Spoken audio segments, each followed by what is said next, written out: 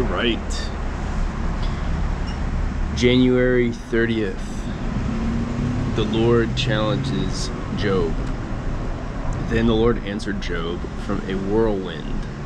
Who is that questions my wisdom with such ignorant words? Brace yourself like a man, because I have some questions for you, and you must answer them. Where were you when I laid the foundation of the earth? Tell me if you know so much. Who determined its dimensions and stretched out the surveying line? What supports its foundations?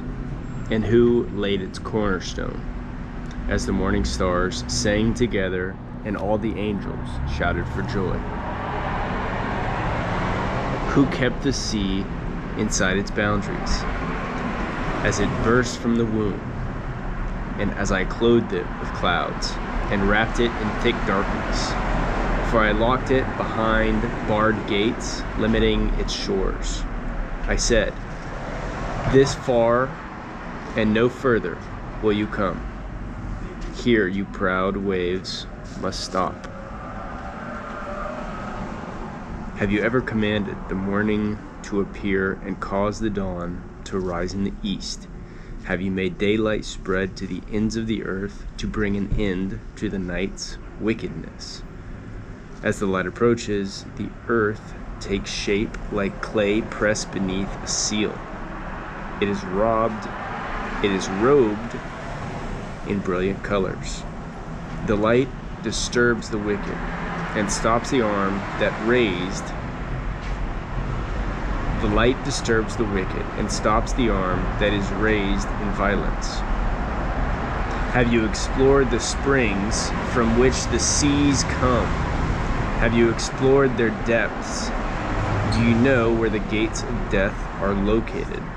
Have you seen the gates of utter gloom? Do you realize the extent of the earth? Tell me about it if you know. Where does light come from? Where does darkness go? Can you take each to its home? Do you know how to get there?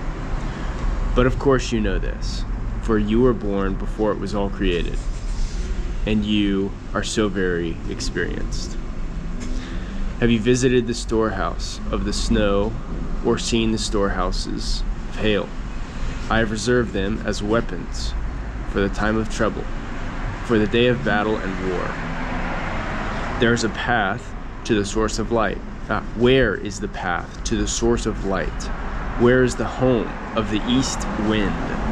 Who created a channel for the torrents of rain? Who laid out the path for the lightning? Who made the rains fall on barren land, in a desert where no one lives? Who sends rain to satisfy the parched ground and makes the tender grass spring up? Does the rain have a father? Who gives birth to dew? Who gives the mother of the ice? Who is the mother of the ice? Who gives birth to the frost from heavens?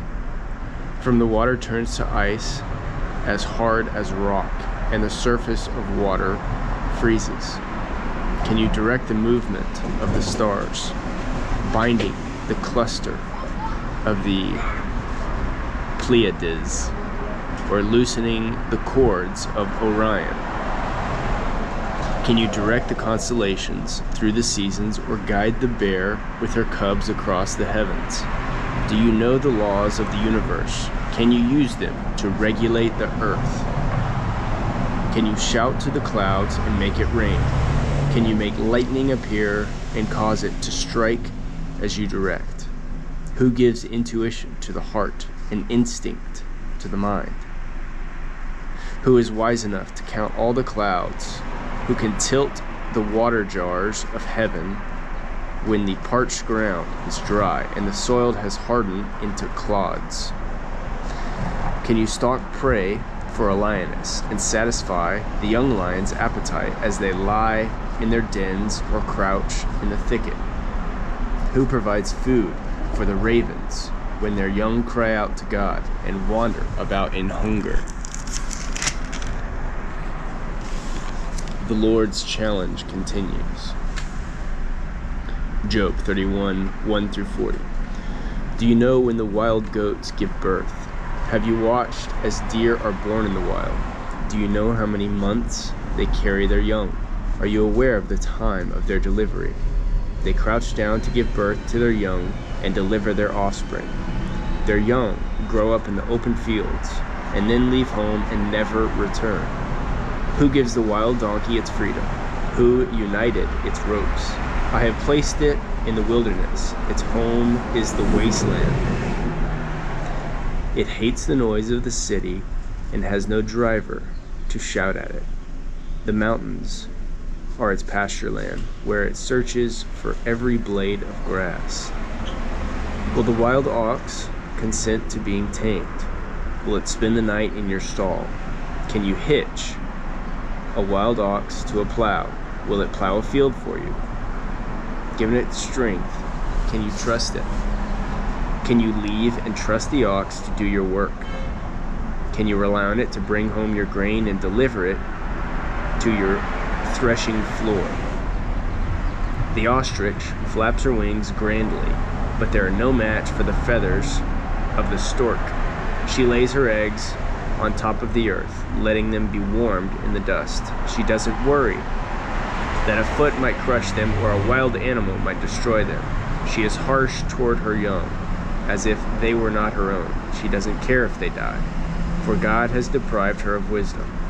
He has given her no understanding. But when she jumps up to run, she passes the swiftest horse with its rider.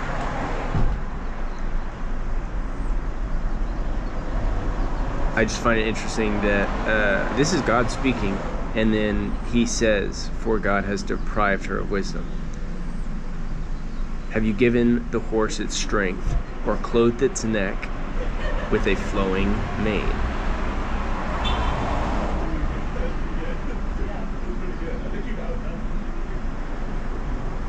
Do you give it the ability to leap like a locust? Its majestic snorting is terrifying.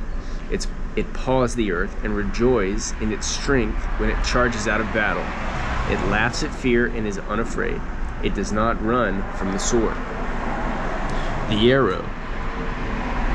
arrows rattle against it, and the spear and javelin clash. It paws the ground fiercely and rushes toward into battle when the ram's horn blows. It snorts at the sound of the horn. It senses the battle in the distance. It quivers at the captain's command and the noise